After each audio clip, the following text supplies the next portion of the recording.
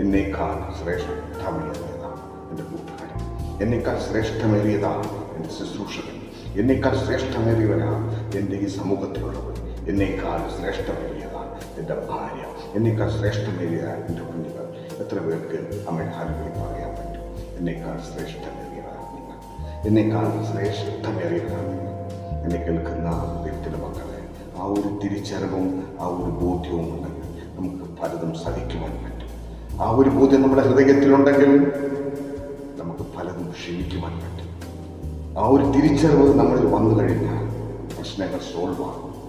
ആ ഒരു തിരിച്ചറിവ് നമ്മളിൽ വന്നു കഴിഞ്ഞാൽ അനേകായിരങ്ങളെ കരം പിടിച്ച് ഉയർത്തിക്കൊണ്ടുവരുവാൻ പറ്റും. ആ ഒരു തിരിച്ചറിവ് നമ്മുടെ ഹൃദയത്തിൽ ഉണ്ടെങ്കിൽ തീർച്ചയായിട്ടും അനേകായിരങ്ങളെ നമുക്ക് സ്നേഹിക്കുവാൻ കഴിയും, അനേകായിരങ്ങളെ നേടുവാൻ കഴിയും. ഹല്ലേലൂയ. ദൈവം